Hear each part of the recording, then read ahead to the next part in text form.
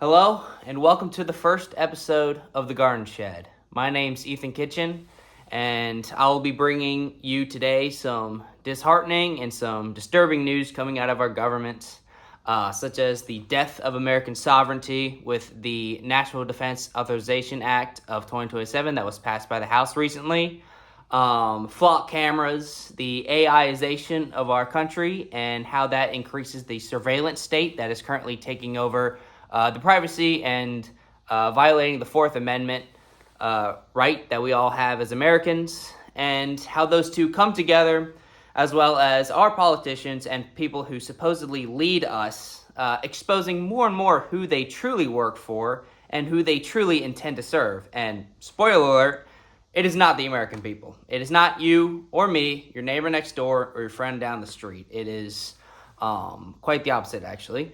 So who am I and what am I doing in my parents' garage? My name is Nathaniel Kitchen. I am 22. I've been following what's been going on in our country and the world pretty frequently. I work for a landscaping company, hence the name Garden Shed, and through that time, I've been really tuning into with independent media sources, with podcasts, spreading the news.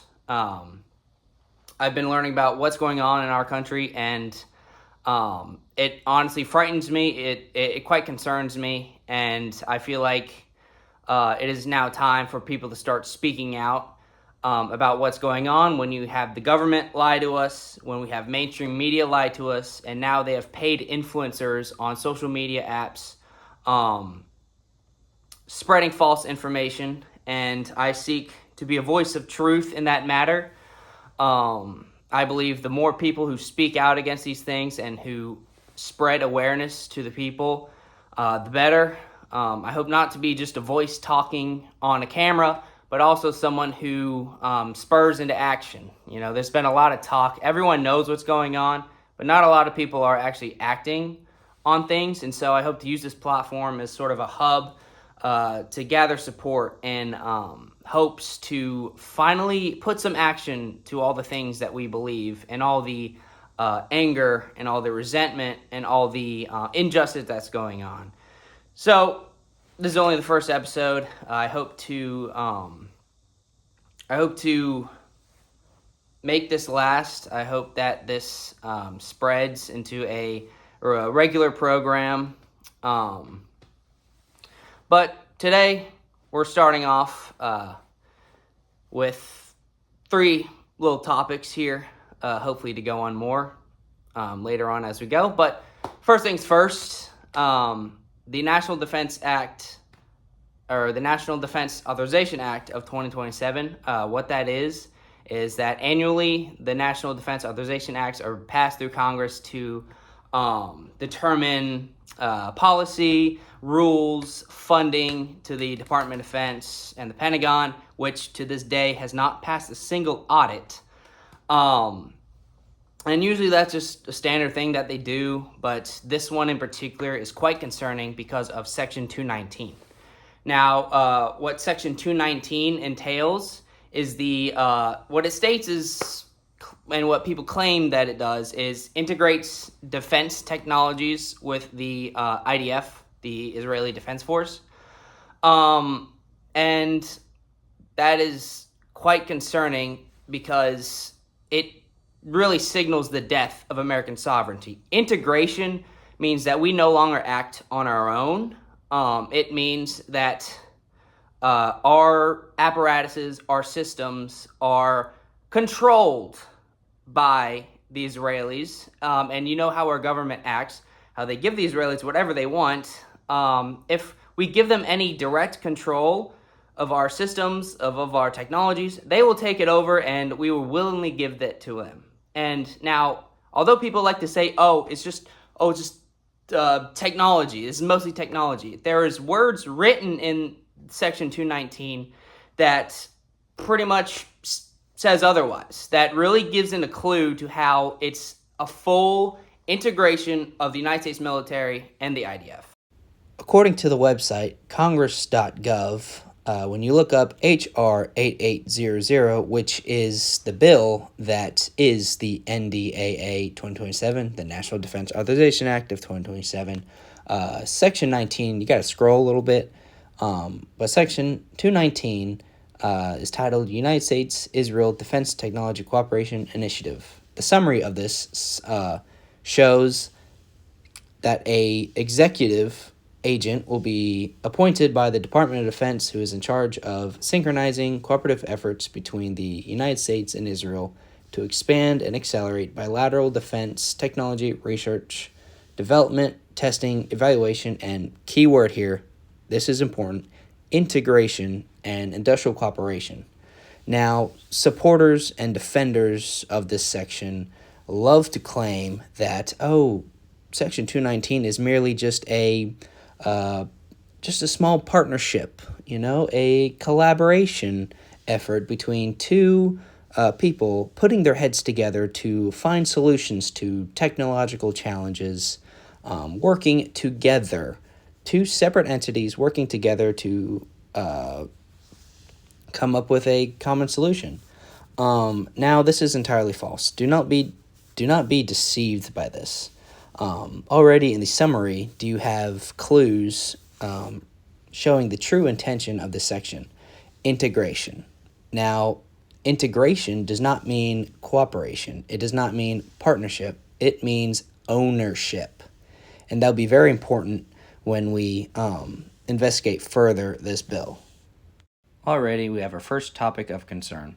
Directly underneath the summary, the highlighted section below states that Israeli-originated technologies will be integrated into United States systems and programs of record. Now, this is quite concerning on a variety of levels. Especially after the Pentagon has deemed that the Israeli espionage on our military is at a critical level, meaning that the Pentagon, who bends their knees at the will of the Israelis at any point in time, deems that their spying on us is at such a high level that it is a threat to our country and to our operations. And this is just not the action of an ally. This is the action of an enemy. Israel is not our ally in the slightest. They have proven time and time again that they are our enemy. Jonathan Pollard, infamous Israeli spy, stole our nuclear secrets, gave them to Israel, who then sold it to the Soviet Union, our biggest enemy at the time. This is a betrayal on so many levels. The USS Liberty, the 1980s, Israel directly attacked a ship flying the American flag because our ship was investigating, observing what they were doing in the war at that time, which the Israelis attacked and sunk, knowing that it was an American ship, so that what they were doing wasn't observed by the United States. We have been directly attacked by Israel. Our nuclear secrets were stolen by Israel. And at this point, known to me at this time, 10 Americans were killed by Israel in Gaza. They are not our allies. They are our enemies. And the issue with integrating their technology into our systems is that more than likely that they will add some sort of spyware, malware, some sort of bug into their programs to install into our systems to take it over. I mean, you should pay attention to the vagueness of the bill where it says integration into our systems. Now, it doesn't specify what these systems are. It doesn't specify, integration into our computer systems, integration into our missile systems. It just says systems. And that includes, on the entirety umbrella of United States military systems, this could include nuclear weapon systems. Now, if the Israelis have control of our nuclear weapon systems, who knows what they're going to be able to do with that? Who knows, but is quite obvious. Look at their genocide in Gaza. 80% of the people that they've killed in Gaza were civilians. 23,000 kids killed. Journalists killed nonstop because Israel doesn't want journalists to reveal what's going on. I've seen videos of journalists getting shot. I've seen videos of Israeli soldiers gunning down Palestinians going for food. I've seen them just shooting people nonstop. Like, I've seen what they're doing, and it's clear to see what they will do if they have access to our nuclear systems. They would use that against whoever they want. They will use that to decimate any civilian population that they please, and then blame us for it. They will blame us. And so that's one point of concern I have, is that Israeli technology will override our own accessibility into our own systems and allow them to use our systems and stop us from using it. And they will use that to further their genocidal agenda and then blame us for it. The hijacking of our system also means that they could give false information to our targeting systems and other such applications that we use.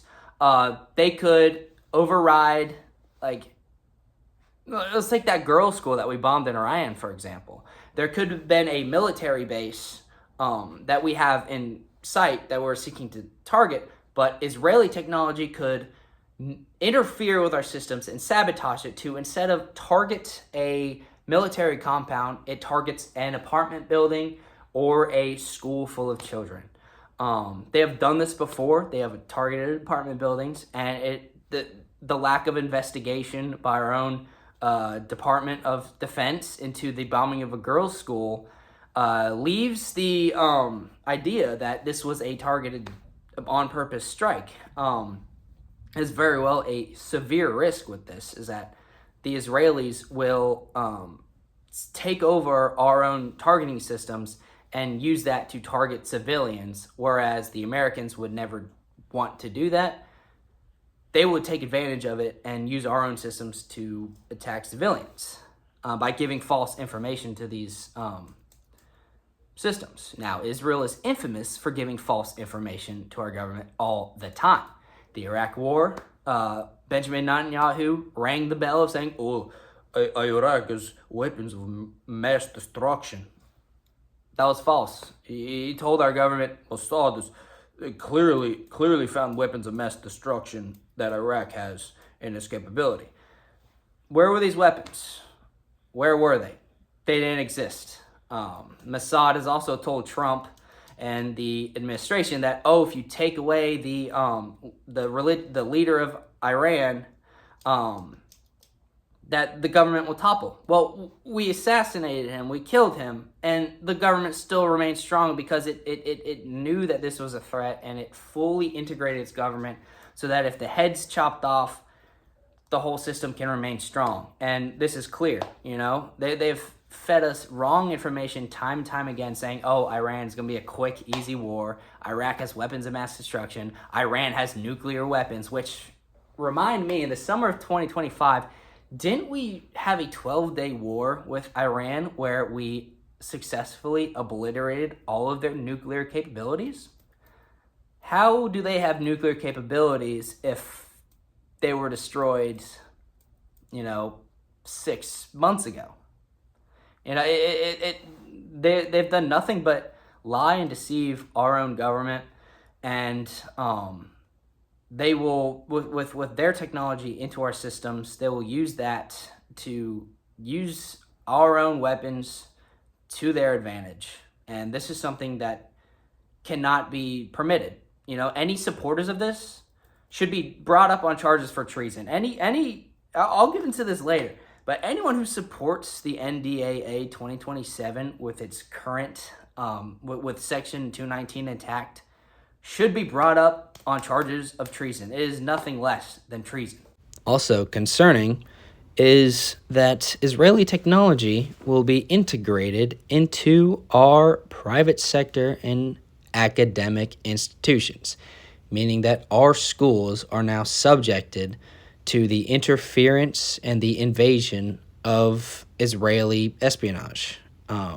Their technology, which more than likely will be stock full of spyware and malware, will be put into our schools. And as you know, the younger population more and more are increasingly despising of Israel, rightly so, because of their genocide, as well as their endless slaughter of women and children, as well as their pimping and prostitution of our government and our politicians to bend to their every will at the expense of the American people.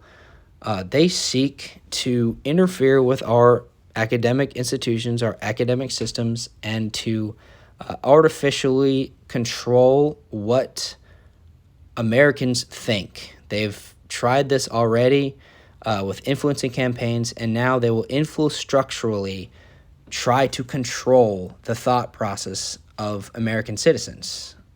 This, again, is the action of an enemy. Furthermore, this highlighted part details how the United States will bring production of our own systems, of our weapons, over to Israeli industry, meaning that jobs will be taken away from the American people. Now, it's obvious that Israeli technology will not come to the United States, but United States technology will go over to Israel. Our company is run by oligarchs who seek the most cheap labor possible at the expense of the American people, and based on patterns of previous behavior, Americans will not be able to access these jobs because defense contracts and manufacturing contracts will be shipped yet again overseas and not brought home like the Trump administration falsely promised. Now, just below this is where Section 219 exposes what it truly is, a full integration of the United States military and the IDF. It says here that frameworks for joint ventures will be established in coordinating with relevant Department of Defense components. And now it says including, but it doesn't say not limited to, all these different agencies down below, which make it seem like it's just technological or defense cooperation, but exposes its true intentions, where it says including the military departments and other Department of Defense entities, which the other military departments include the Army, the Marine Corps, the Air Force, the Navy, and the Coast Guard. This is where all the lies of people who say that this is just merely a technology merger or just a defense cooperation are exposed. You know, this is a full integration of our militaries. And what does integration mean? It means that the IDF has control over our troops to order them to do things that we would not want to do otherwise, to force them to do atrocities for them. You know, Finance Minister Bezalel Smotrich from Israel just said recently that with the ignition of the war in Iran, this bout of fighting that just started up again after the MOU was shattered due to Israel and President Trump mostly, says Israel has no interest in joining the U.S. campaign against Iran, saying how the U.S.-Iran conflict is the best scenario for Israel. Why is it the best scenario for Israel? It is the best case scenario for Israel because, apologies for the venue change, it's getting a little too hot in the garage there. It's summer in South Carolina, so heat's pretty hard. But it's the best case scenario for Israel because they don't have to send their own troops into the war that they goaded us into fighting for them. This means that they can sacrifice our soldiers without the expense of their own, you know? And that's what this integration is all about. This integration is all about sacrificing the American soldiers, using them as cannon fodder, as they did with Iraq, so that Israeli lives can be spared and that they don't have to suffer any of the consequences, any of the casualties. This is why this is treason. This is why the Section 219 of the NDAA 2027 is treason, because it knowingly allows Israel to take control of our own soldiers and send them needlessly to their deaths. 18 soldiers have already died for Israel in this war. The Pentagon just changed, saying that 14 have died, but in reality it was 18. They changed the numbers down because this war is so unpopular, because so many people know its true meaning. Everyone knows that this war was only started because Israel wanted to dismantle the Iranian regime, because they wanted complete control of the region. This had nothing to do with us. Not one thing. For 40 years we've been told by the Israelis that Iran is our greatest enemy. For 40 years. And other than the embassy takeover in the 80s, in the early 80s, right after the Islamic Revolution, Iran has posed no threat to us whatsoever. The only people they have posed a threat to is Israel. And now, they're pulling us into their war at the expense of us. They're putting us more into debt after we were already trillions of dollars in debt because of their war in Iraq. That was not our war. That was their war with their desires to take over the region and become the sole power in that region. I don't care what what the IDF says, with Jonathan Conricus coming on Piers Morgan and saying, "Oh, the IDF is the most powerful army in the world," when they sit behind everything. They're the biggest cowards in the world. They claim all this big game, but when it comes down to it, when it comes down to actually doing anything, they just sit by and let America do it for them. The only time they ever engage in combat is against unarmed women and children. That's the only people they can ever step toe-to-toe against. They're nothing but bullies and parasites. That's all Israel is to us. That's all Israel is to the United States. And now they're seeking to integrate themselves into our own military, to force our own soldiers to carry out atrocities and to serve as cannon fodder for their own wars. They're treating us like little tiny toy soldiers to send them needlessly to their deaths so that they don't have to. And it's just infuriating that our politicians, who are bought and paid for by the Israeli lobby, by AIPAC, are willingly send them to their deaths. Just, yes, Israel, whatever you want. Send our own children. I want our children to die for you. I don't want you to die for you. No. I want Americans to die instead of Israelis. This is why, whoever voted in agreement to this has committed treason against the United States. And I cannot say this enough. And I probably will say this more and more as this goes on. But as we continue. And when they have control of our troops, they're gearing up for a war with Turkey. It's obvious. Iran and Turkey are the two natural hegemons in that region. Israel's artificial. We artificially made Israel, and we actively protect them. We fund everything about them. We gave them their Iron Dome systems, their guns, their stupid little uniforms, everything. Like, that's all us providing them. If they were just left to themselves, the only two true power in that region is Iran and Turkey. And, Iran, we're dealing with them now, and now they want to go against Turkey. Like, look at Netanyahu. He literally says it himself. Israeli ministers literally tell you what their next plan is. And when they have control of our military, our entire, $1.5 trillion budget of our Pentagon, they're going to use it on Turkey. Turkey being a NATO ally means absolutely nothing. They're just going to bypass it. That really means nothing to them. We're going to bend the knee to Israel. We're not going to give a crap about NATO. They're going to use all of our resources. That's kind of what they want. They want to be able to have control of our military. They want to integrate in our military, to have control of every single resource that we have, so that they could launch these wars and attack Turkey, who is much stronger and a bigger threat, militarily. They have a bigger military and more, ability to fight back than Iran. And as Smotrich just revealed, they're not gonna jump in.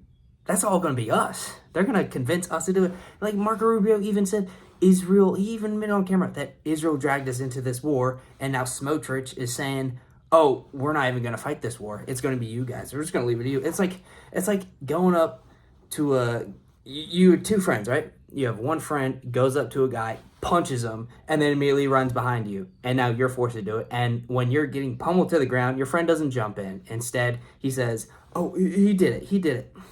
That's literally all Israel is. And now they're going to use our military to fight a war against Turkey. And where are they going to be? They're going to be sitting at home like a little bunch of freaking sissies. That's all Israel is. Furthermore, Section 219 details the integration of Israel into our artificial intelligence systems and other autonomous systems.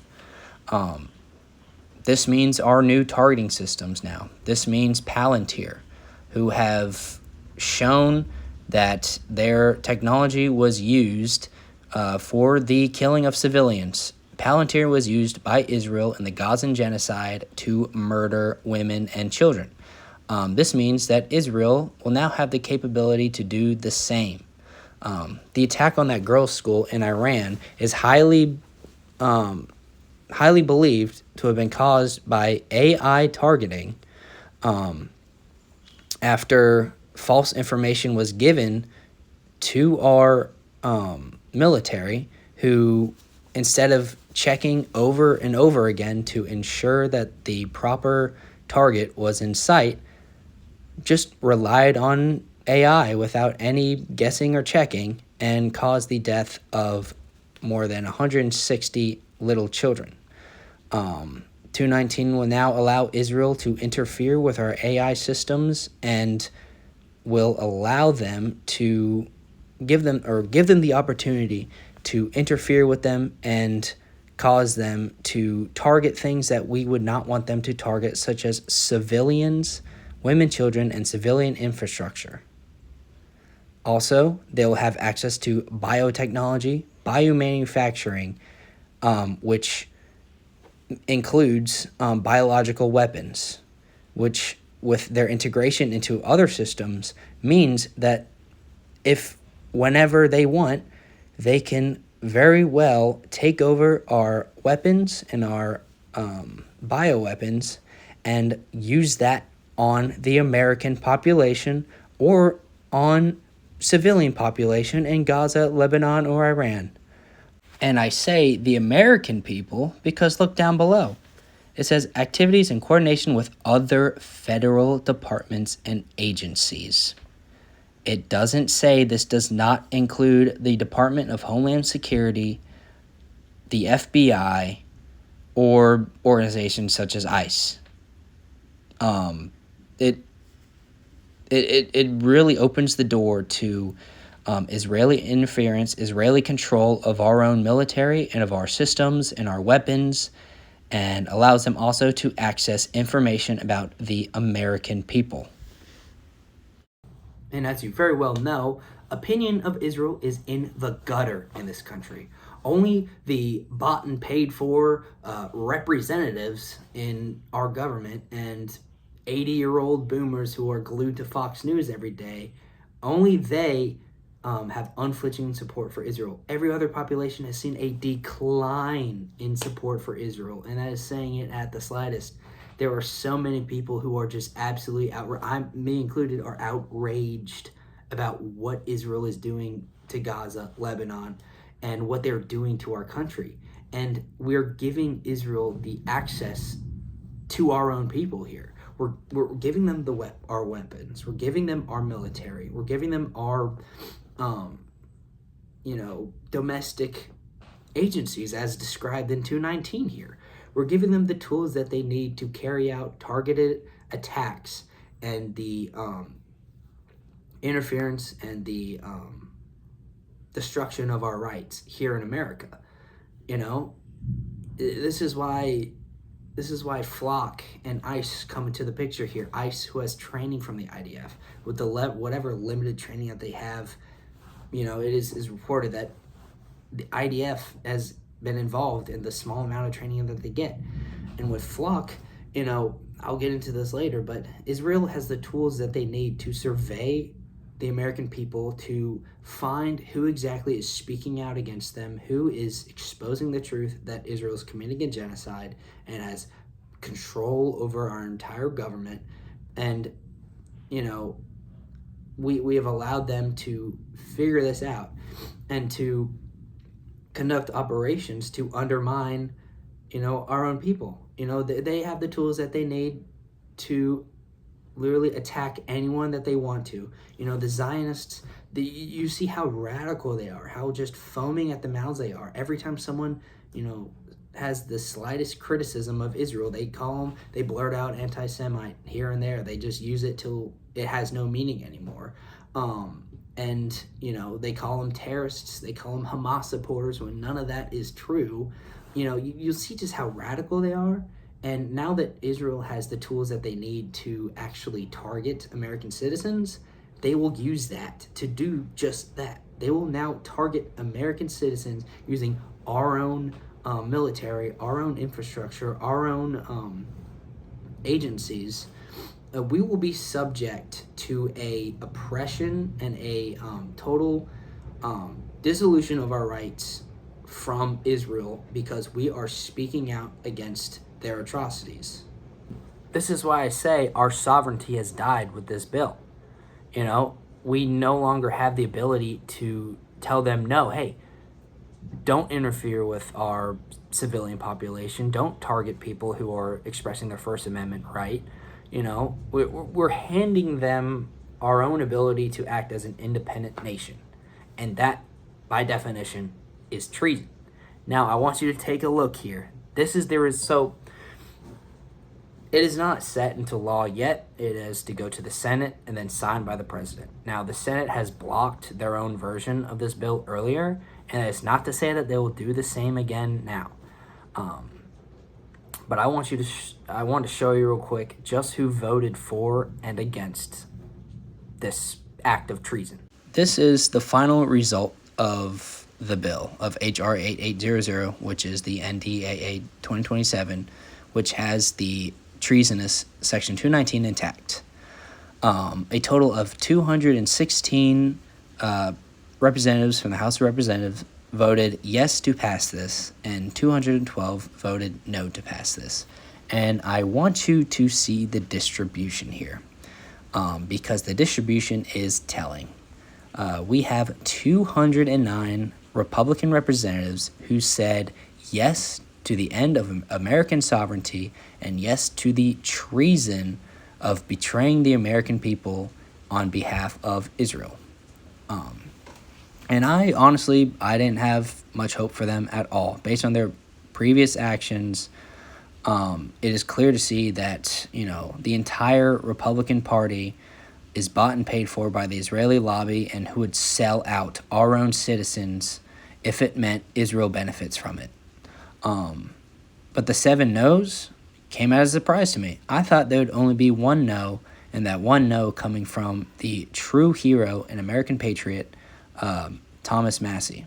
The others who have voted no and who have stood against treason and stood for the American people include Josh Burchett, Elijah Crane, Harriet Hageman, Anna Paulina Luna, and Chip Roy. Now, if you look at the other side of the aisle, you will see 205 Democrats who said no to treason, who said no to selling out the American people. 6 said yes, but overwhelmingly they said no. And this just shows who is on whose side, who is America first and who isn't. Now, in the past, I always considered myself to be a Republican. I was one of those who in 2016 watched all those SJW own compilations and all those Libs Gets Destroyed compilations. And I listened to Ben Shapiro back in the day and really was on board with what he was saying. Nowadays, he's exposed himself entirely. He's an Israel first asset of a foreign country who is undermining our own country.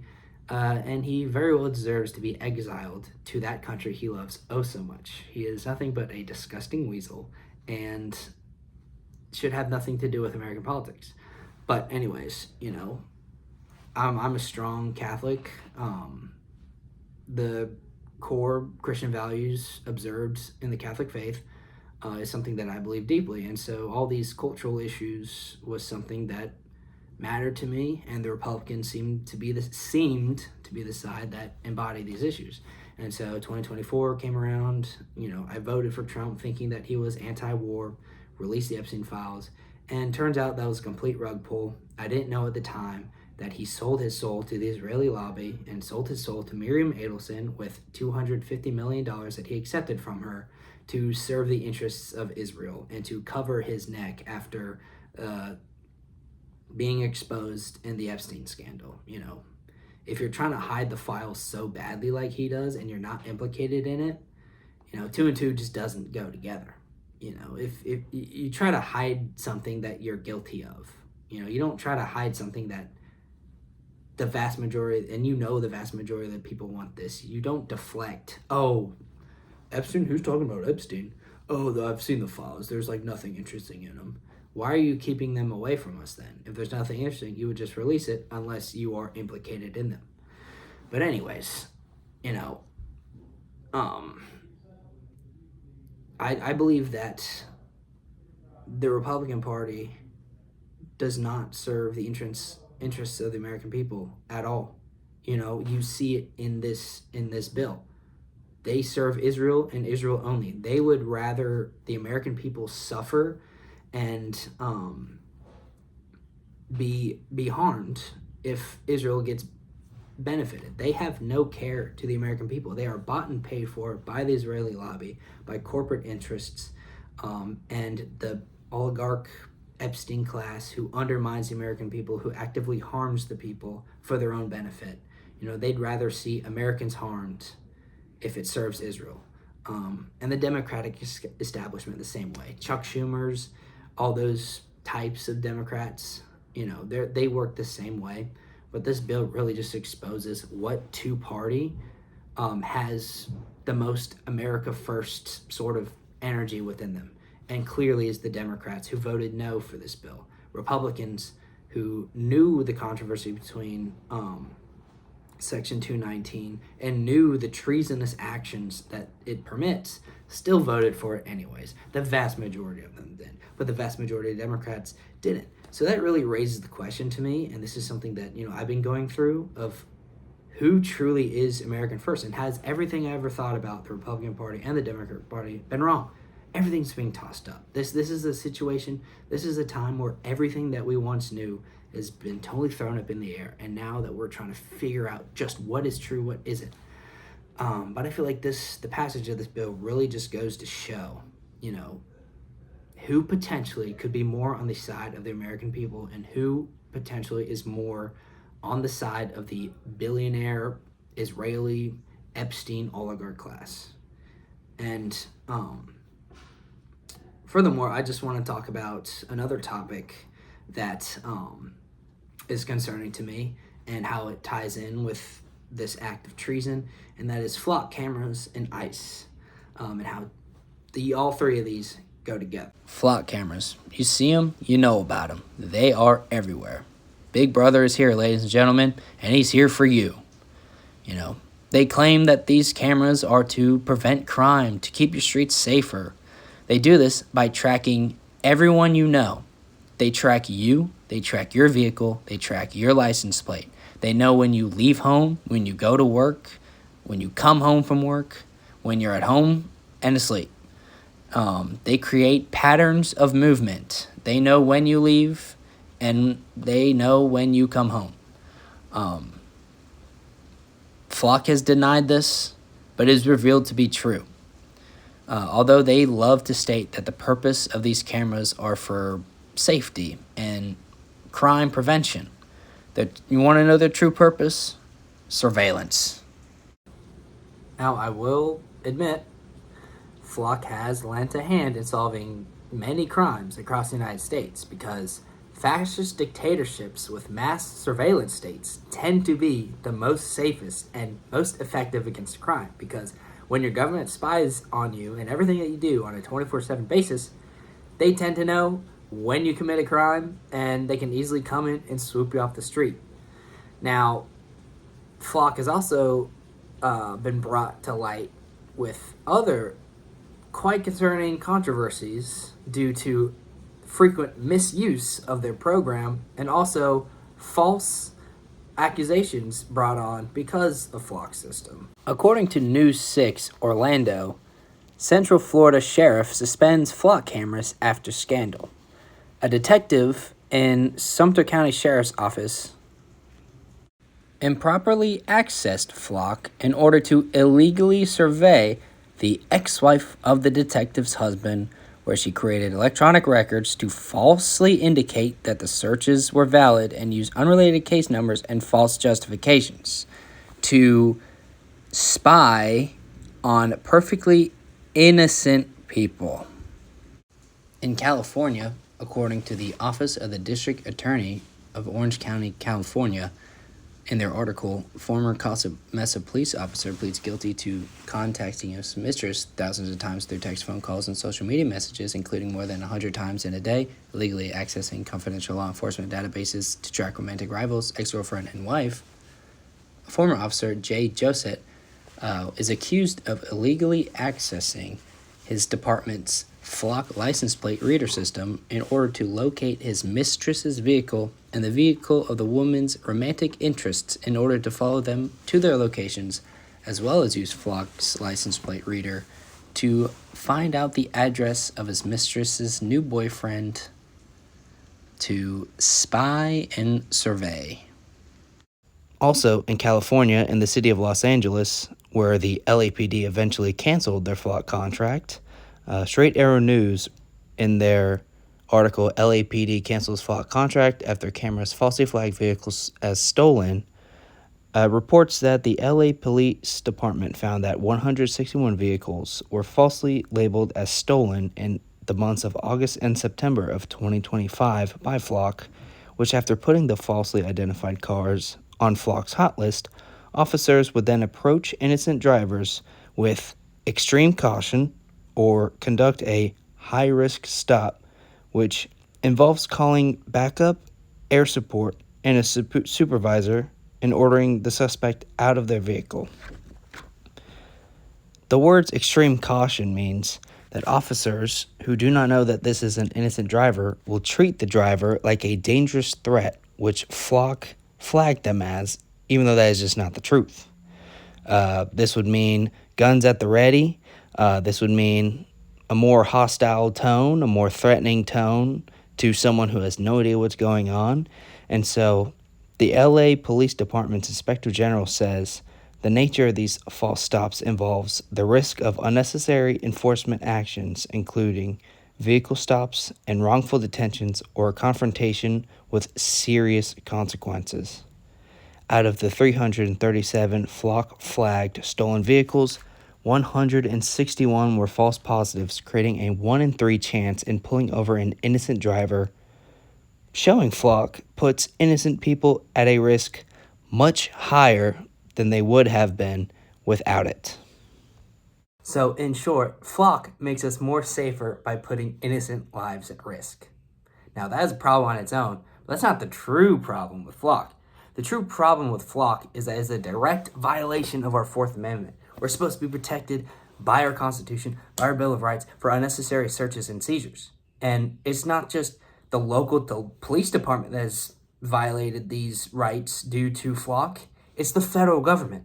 Check out CBS when they reveal this with the LAPD. Hey, Flock told us that our data was not actually as secure as we thought it was. Now, you remember this issue that started this whole conversation across many different agencies in the region. Essentially, Flock data is supposed to remain within the state of California, and there are options on the back end of Flock software to ensure that happens. Well, Flock had to notify their agencies that, oops, that system and that function got deactivated, allowing nationwide access to California law enforcement agencies' databases, including from a federal level. And there brings in the concern. Many here in Southern California are... So with Flock, the federal government has access to your patterns of movement. They have access to when you leave the house, when you come home, when your family leaves the house, your mom leaves the house, your wife leaves the house, your kids leave your house, even the dog leaves the house. They have access to that. And when you think about all these data centers that are being built, what could that be for? It's for AI. Flock uses AI to do these tracks, to create these patterns, to profile you and put you in the database. These data centers, are they really all just for like ChatGPT looking up, how to make chicken tikka masala? No, these data centers are coming up all over the place so that they have the cloud storage to create extensive surveillance profiles of every single American. Why do you think there's ads running on the TV about Trump trying to push these so hard? About him, right after, NDAA 2027 gets passed in the House, he stands on national television and says, the data centers, they're good. There's no use in fighting back against them. You know why? Because he's trying to build a surveillance infrastructure, and these data centers are how they do that. And Flock allows the federal government to do that, and the data centers have the stores necessary to carry this out. And with the NDAA 2027 allowing Israel to have access to all this, they have access to every single person in the United States. They have access to all the voices who are speaking out against their genocide, who are criticizing them. And they have the ability to come whenever they want and do whatever they want to you, or send our, DHS or whatever, our FBI to you at any time, because they have integrated themselves within that system. And have they shown any sort of restraint about this? Do you think they're going to show any sort of clemency? No, they never do. This is all just a ploy for our government to track any sort of dissent, to shut down any sort of organization, any sort of protest, any sort of movement that speaks out against the horrible things and the injustices that they're doing, as well as the Israelis, to come in and shut down any dissent against the atrocities and the genocide that they're doing. And this is why ICE is becoming a problem. It ties into it, because when you have masked people who do not show any sort of identification whatsoever, who go around, taking people off the streets, the shootings are happening in Michigan and Maine. What the heck is even happening? Are there dangerous criminals in Michigan and Maine, in Charlotte, and all these places, and all these blue places, the places most likely to push back against whatever Trump is doing? Are there violent criminals in New England? No. Where's ICE in Texas? Where's ICE in New Mexico? Where's ICE in Arizona? Where's ICE in the very cartel-influenced areas where drugs are being trafficked in? They're not there because their purpose is not to combat, what they say they're combating. They say they're going to combat like the worst of the worst. No, they're coming after just, Jose, who's out there just mowing your lawn, who poses no threat whatsoever to the United States. They're coming after him to scare people. That's their whole point. They wear the masks so that they scare you, that they intimidate you. When you follow them, they all come out. They have, their cars are full of groups of fat people who can't even run 3 miles, who buy their kit off of Amazon, who are all these I almost enlisted sort of people who are trying to impress their ex-wives, who are trying to show them how cool they are, because they're being used as a tool of the state. They answer directly to the White House. They answer directly to the DHS, who is run by the White House. And their purpose is to intimidate. Their purpose is to scare you. I mean, it reveals itself in the shootings, right? Renee Good, who was driving away from the scene. They were right outside her house. And, her car, she turned the wheels like this. The wheels were oriented this way already. She backed up like this, came in like this, and was about 3 points went out of there. She was here. The ICE agent that shot her was right here. This is her car. This is where he is. She would have turned out like that, missing him. But he shot at her he just shot at her because it was a public execution. Because they're not trained. They're trained by the IDF, who are known for just killing people just nonchalantly, whose method of war is just shoot innocent people and don't even care about it. Renee Gill was publicly executed by a poorly trained, masked political thug who called her an effing B word as he shot her in the head. He was not in the line of the car. There's plenty of diagrams you can see to show where he was, and this is what you get. Let's go Alex Preddy, right? He was tackled by 6 ICE agents or whatever, and yes, he was concealed carry. It's called the Second Amendment. You can do this. I thought all these all these Republicans believed in that. But it's clear that they don't. Clear that they're all hypocrites. It took 6 guys to take him down, right? And they saw that he had a gun. And there's a guy who comes in as they're all trying to tackle him or whatever, takes the gun away. And after they take the gun away, it's when they all open fire on him. It was a public execution. And I just find it just so ridiculous that the same people who go on about like, oh, he shouldn't have a gun at a protest, why did he have a gun at a protest, are the same people who defended Kyle Rittenhouse, who had a gun at the protest, who Alex Preddy kept his gun concealed. He did not brandish it. Kyle Rittenhouse had it open. He shot people. And the same people who defend Kyle Rittenhouse are condemning Alex Preddy. It's hypocrisy. It truly is hypocrisy.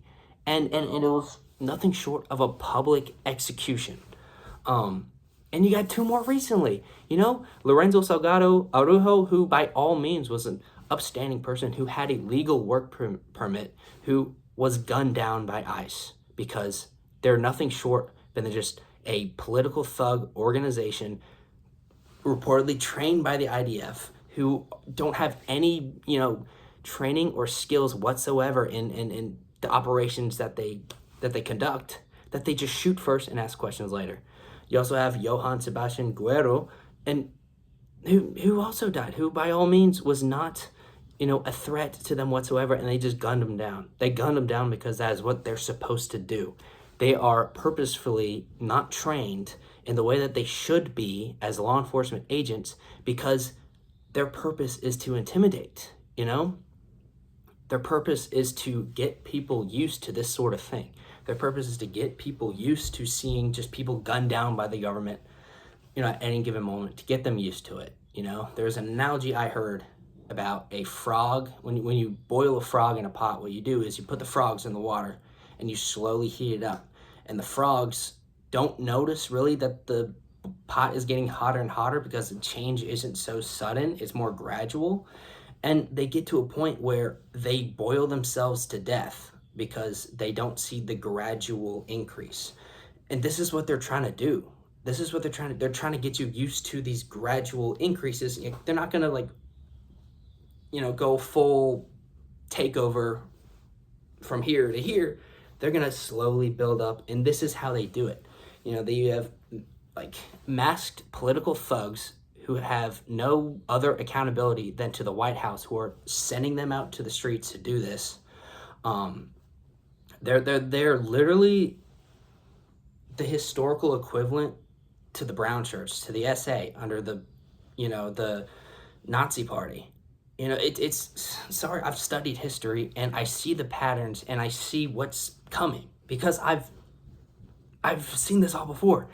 It really doesn't take a genius to see that. You just got to pay attention to it. You got to pay attention to, hey, the pot's boiling. I'm getting hotter and hotter. And, they're trying to get you used to this stuff.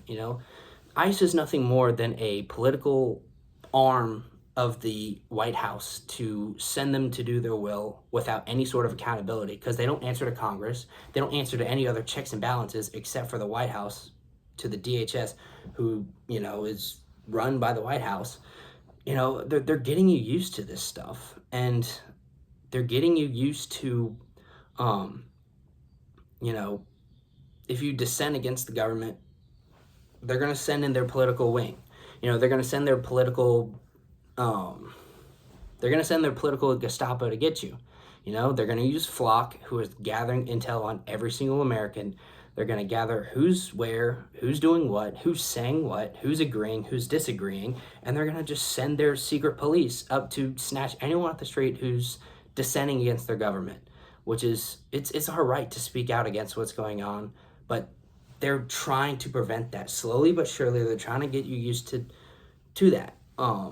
If Israel is integrated into our, agencies, if they're integrated to the DHS, which Section 219 of the NDAA 2027, allows them to do, then they're going to come after anyone who ever said anything against Israel, anyone who exposes the genocide. They're going to send either they're probably going to send ICE to do it because, the White House is being dog walked by Netanyahu and Israel. So Israel is going to get the White House to, take away any American who speaks out against what they're doing, against the genocide, against their control over our government. And it's at this point where we need to see what's going on, and we need to do things to stop it. The Vietnam War saw extensive protests. People took to the streets and really pressured the government to do things. And, it took a very long time, but there's results. If we all just sit back and not do anything, then they're just going to take it from it. If all people do is talk, that's not going to get anything done. It's really tough to believe that our elections will change anything because we get the same thing every now and then. Doesn't matter if they're Democrat, doesn't matter if they're Republican. It's the same result every single time. It's never-ending wars in the Middle East. It's, tech oligarchs building data centers at the expense of our communities. It's corporate interests. It's private equity buying out everything. It's them having groceries or products at the same price, but significantly decreasing the quality of all these things. There's a point where the American people need to stand up and do something. And what that is truly, I don't know. What does it take to start a protest? What does it take to, make an organization like they did in Vietnam? I don't know what that takes. But I feel like if more and more people voice their willingness to organize, voice their willingness to speak their minds, and to use their First Amendment right to protest against what's going on and to put the pressure on our government, then things can happen. We're at the stage now where although we're not really feeling its effects, it's kind of just out of sight, out of mind. Now, like, I've paid attention to this stuff, and I feel like I kind of know where it's going to go. Like, when they changed the name to the Department of War, I saw where that was going. It's clear to see where that was going. When Trump, the beginning of his presidency, held a rally for the troops and made sure and checked what political affiliation any of the troops were, and if they were Democrat, they would not allow them into the rally. You can see where that's going. And so just the pattern I see is there's going to be something bad, and it's coming, but it's not happening yet. So it's really tough to feel that. But I feel like if we do something now, then we can avoid disaster. We can avoid a bigger, worse situation if we get up and speak our minds now. There's stuff going on, but it needs to happen at a national level, I feel like. And, this is why I want to create this program, just to, bounce ideas off and to maybe formulate something. Because right now it's kind of just like brainstorming right now what to do. But, it's coming. It's coming. Big Brother is watching, and he's coming to swoop in and take over everything. And they're allowing Israel to do that too. And y'all see what happens when you're underneath Israeli occupation. It's not good. So I want to talk now about our politicians here. All these people who represent us. I want to just show y'all who they truly serve, who they truly intend to stick their necks out for, and it's not us. Let's start with Haley Stevens from Michigan, who is currently running against Abdul al-Sayed. Check what she has to say. And in the United States Congress, I will continue to fight for the people of Israel. I will continue to fight for Israel's existence. Israel comes to me in my dreams. I see Israel's future, and I know that Israel will continue to exist for the Jewish people. Now, if that just doesn't disturb you, I honestly don't know what will. And I just want you to consider a few things. Michigan. Did she say she'll fight for you? Does Michigan come to her in her dreams? Does America come to her in her dreams? Does she show that she will fight for you? Not one bit. Not one bit. They're all bought and paid for. You look at Track APAC. Look how much they're giving to her. Millions upon millions upon millions upon millions of dollars she has bought and paid for, sold her soul to the Israeli lobby, and will serve the one who comes to her in her dreams. Not the American people. Michigan, forget it. She's not going to do anything for you. She is going to serve Israel. And look at next, we have our Secretary of State, Marco Rubio, talking about the recent ICC warrant for Netanyahu's arrest. The International Criminal Court. Maybe you've heard of it, maybe you haven't. But chances are you don't know the names of its judges, of its prosecutors, or its president. And you shouldn't have to. But as we speak, the ICC and its friends are waging a war against our country, not with bullets or missiles, but with statutes and compacts and the force of so-called international law. Now, Rubio's little address here would make sense if he's talking about an American or an American politician who is currently has a warrant out for his arrest from a court which America follows. But the thing is, America does not subscribe to the ICC. We are not chartered. We didn't charter the ICC. We didn't sign into it. It has no jurisdiction over us. So how can it be targeting any of our citizens if it doesn't have the jurisdiction to do so? And it's not targeting any of our citizens. It's targeting Benjamin Netanyahu. He says America is under attack from a court system which has no power over us because they are prosecuting someone from another country. Now, Rubio's country is Israel. He's been, he sold his soul to Miriam Edelson a long, long time ago. This is back in 2016, Trump called him out and called him little Adelson's little dog, because that's what he is. He is a dog for Israel. So when he says, the country, he's referring to Israel, honestly. He wears a little American flag pin. He should just take that off. He is truly a traitor to this country. He doesn't serve us at all. He serves Israel. And so when he says, America is under attack from the ICC, that's complete bogus. He's only saying this now because his daddy overlord, Netanyahu, has a warrant out from the ICC. This has nothing to do with us whatsoever. A court system that we don't has no power over us, prosecuting someone from another country, someone who's committing genocide, by the way, from another country, and he's out there saying that it's our problem. Listen to who our government works for. They tell it to you plainly. And I'll be honest, that's about all I have today. If you made it this far, I really thank you for sticking with me and hearing my tirades about this stuff. I hope to release more videos if that's something I feel called to. I just feel like the more word gets out, the more people who talk about this stuff, the more things can be done, the more that people will not feel alone, and the more that people will be convinced to organize and make something out of it.